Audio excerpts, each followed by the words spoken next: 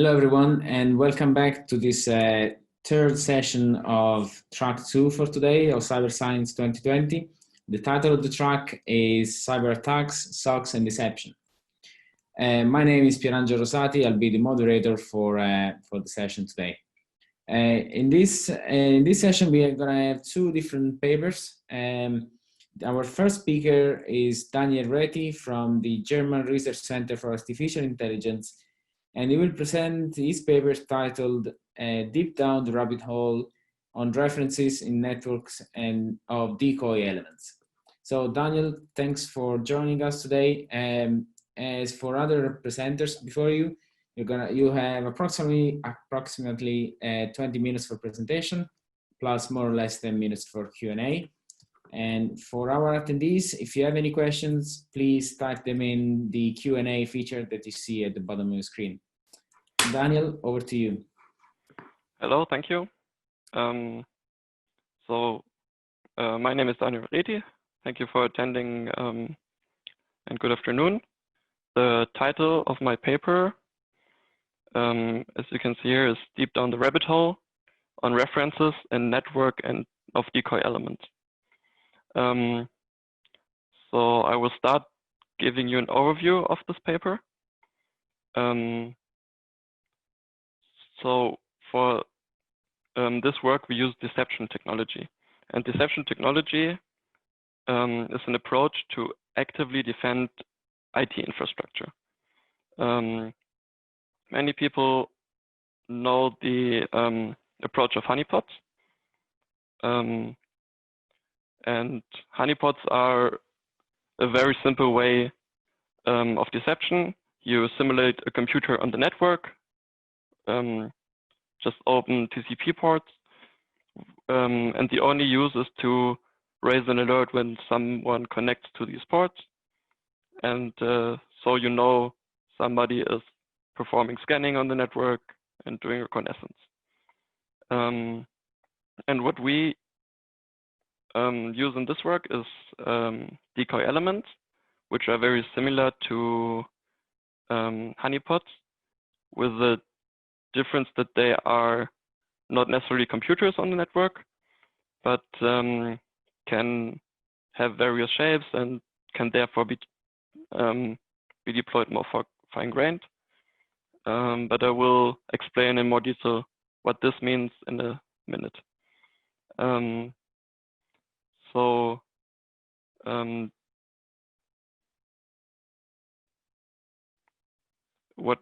What we basically do in this work is we take the concept of decoy elements and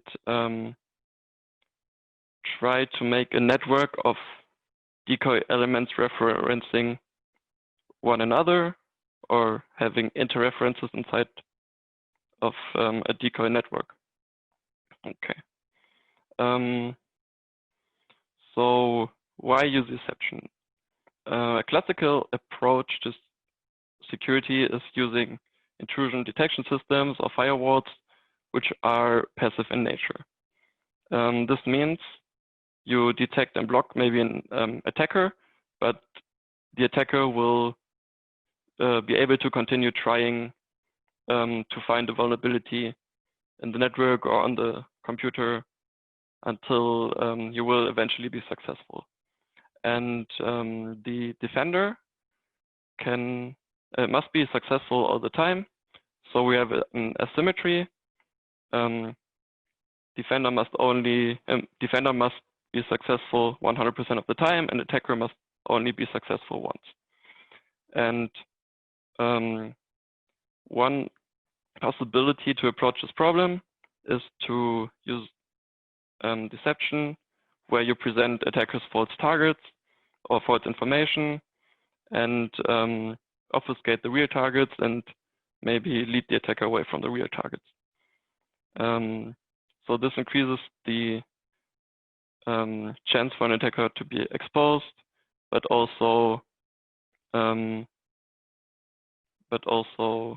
give him false information and increase time and resources necessary for an attack, for a successful attack.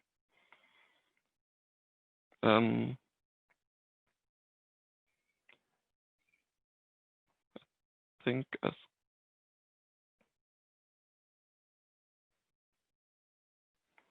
okay. So what are decoy elements? Can basically be any type of information or entity on a digital entity on a computer. It can be a document which looks interesting for an attacker, and the moment the document is opened, it raises an alert. It can be credentials that are hidden in some place on the computer or on the network, and the moment somebody approaches to use the credentials, it raises an alert. You can have an email address as a decoy element, which is useful, for example, on mailing lists when an email is sent to an email address on a mailing list, which is a decoy element from outside the mailing list, and you know that the mailing list has been leaked. In a similar way, you can use a URL as a decoy element, where you hide a URL also in a place where an attacker would look, maybe, and not a normal user. And the moment the URL is requested, you can tell that there's somebody looking for information, and also retrieve information about maybe the operating system and browser and IP address of a potential attacker. Also databases or database entries can be decoy elements. If somebody breaches a database and you have a table that looks interesting, then the attacker will access this database, and since it's only used as a decoy, an alert is raised and you can be informed about a breach. So the common taxonomy for deception is to distinguish between simulation and dissimulation. Simulation means showing the faults, present false information and false targets to an attacker. And dissimulation means that the true targets are obfuscated, hiding the truth. And you can further distinguish in simulation between mimicking, inventing, and decoying, and in dissimulation between masking, repackaging, and dazzling. On the following slide, you can see decoy element properties necessary for this work that we identified. The first property is self-referenceable. Can one decoy element reference another decoy element of the same type? Second property is observable. Is it even possible to monitor this kind of decoy element? Third property is, can runtime revisions be made? Can the decoy element be updated while it's in operation and running? P4 is post-deployment revisions. Can the decoy element be updated after the runtime, after the operation? P5 is privileged. Are privilege access rights needed to access this decoy element? And P6, multi-domain, means can multiple users on a system access this kind of decoy element? And the last one, multi-instance, means can the same decoy element be deployed more than once on a system? Okay. Here we give an overview over a few decoy elements we identified. One is the comment, like a comment in a source code, or maybe on a website, HTML source code. Second one is database entry. The third one is the ARP cache, which can give a reference to another host on the network. An account, in this work, we use the count as the for Unix accounts. Then history, this can be log files or maybe the bash history, documents, file metadata, URL, the host file, and maybe a TCP port. So these are the entities for Decoy Elements that we identified from literature that could be also be used for this Decoy reference network that we proposed. Here in the second column, you see the abbreviations we used for it. Third column are the access types. We distinguish between A1, which means that you need physical access to a computer to access this type, which none of these have. A2 is local, that you need to have local access on a host to access these kinds of Decoy elements, such as maybe log files, or your host file can only be opened from the local machine. A3 means adjacent, and A4 means network-based access. Column outbound connections are the Decoy elements this particular Decoy element can reference to. So, for example, comment can reference each or every other Decoy element of this table.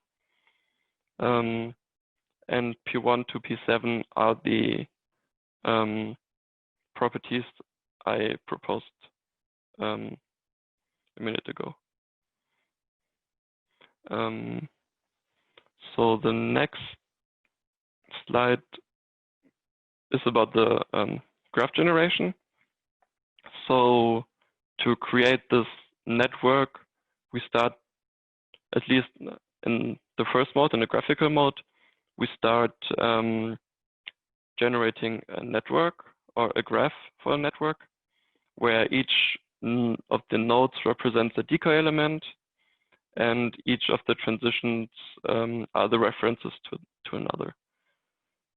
So if this node is a comment, and this could be a URL, and this could be another type of Decoy element that points to the first one. And these graphs you see here are how we imagine such graphs could look, and for our reference implementation, we chose this one, the Reti model, to generate a graph which we populate. To populate the graph, we created a matrix giving the probabilities for transition from one decoy type to a second decoy type. So, for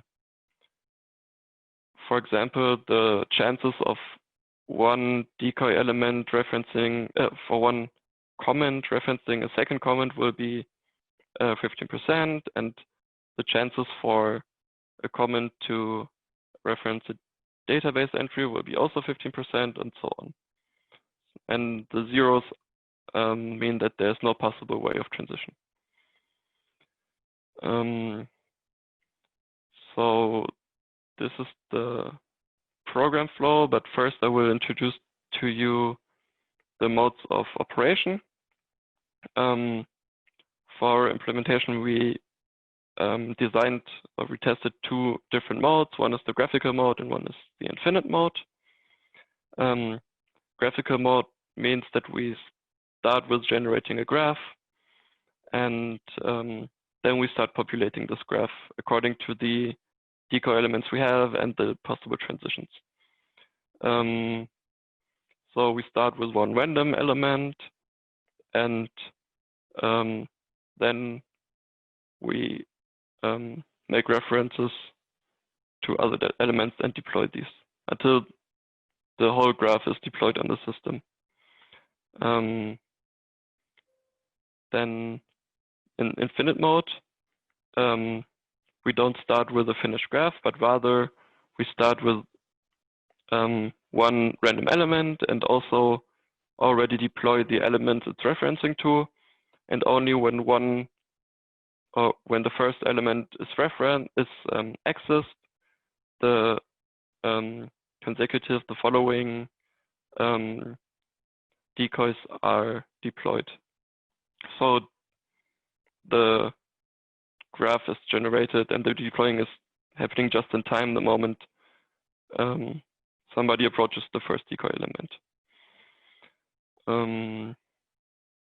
So let's get back to the program flow. Our program starts checking the mode. If the mode is the infinite mode, then no graph will be generated, and first decoys are deployed, and decoy informations are stored in a database, and then it goes over to monitoring mode, and monitoring mode will just monitor the decoys, and the moment one decoy is accessed and detected, somebody will look if the access is a threat, and also the infinite mode will go back and continue deploying new elements. And in the graphical mode, which is this transition here,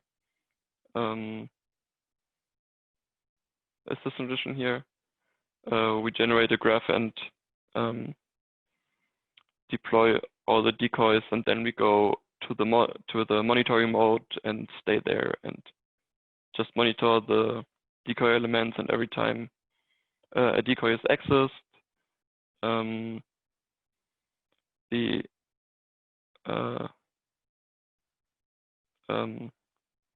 alert goes off and somebody has to look at it.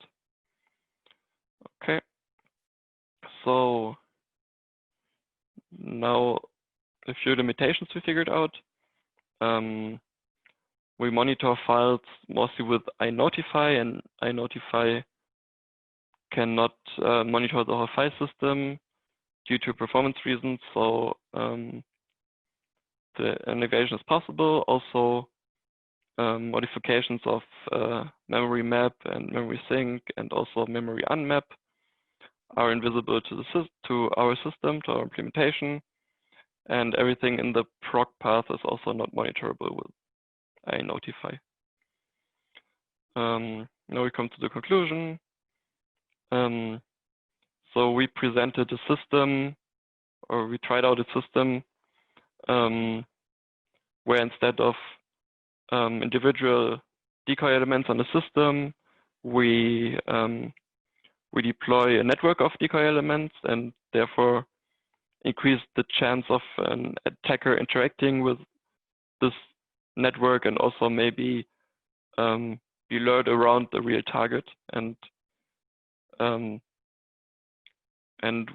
waste the attacker's time as long as possible, and also increase the chances of detection more.